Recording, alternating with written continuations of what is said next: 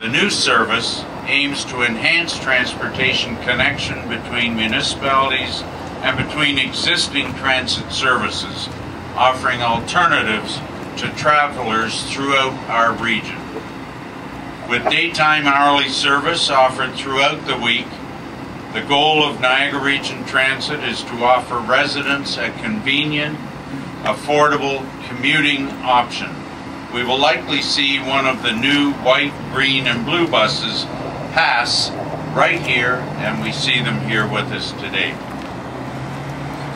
At least the riders need only pay once at the time of boarding, not each time you get on a different bus. The need for intermunicipal transit has been identified for a number of years.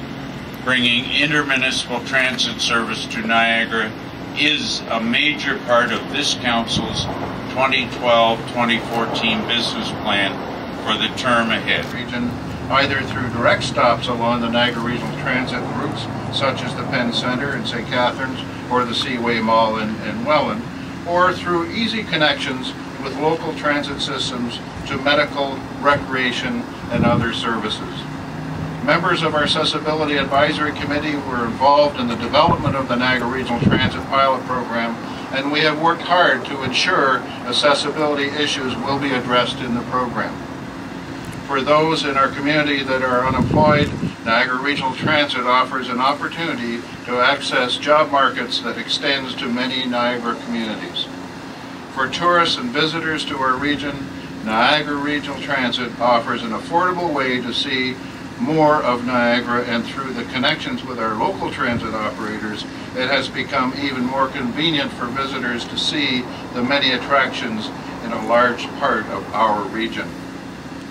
One fare, free local transit, transfers. Niagara Region Transit brings our communities closer together. Thank you. Around the region. The folks from Port Colborne can now get to their jobs a lot easier, whether they're working in the Falls, St. Catharines, Niagara Lake, Fort Erie, Welland, as well as trying to get to access the healthcare throughout the region, whether it be healthcare with respect to going to a different hospital, or whether it be healthcare with respect to meeting up and taking advantage of our allied healthcare that exists throughout the region. But we can't forget about bringing the people into Port Colborne as well. Those folks that may come in from outside the region via GO and want to access the different amenities that we have, or amenities that we have throughout the region, such as Port Colborne, our events, different destinations, Fort Erie, Welland, Lincoln, Grimsby, and the list goes on. It really gives an opportunity for not only the people to move around Niagara, from Niagara, but also those folks coming in to Niagara to ensure that they get to their destination. And of course for the folks in Niagara coming from the north, going to the south, and so on and so forth. So it's a real opportunity finally after 40 years, especially the last 11 in terms of how long we've been working on it for, to really solidify and now have a regional transit system in place.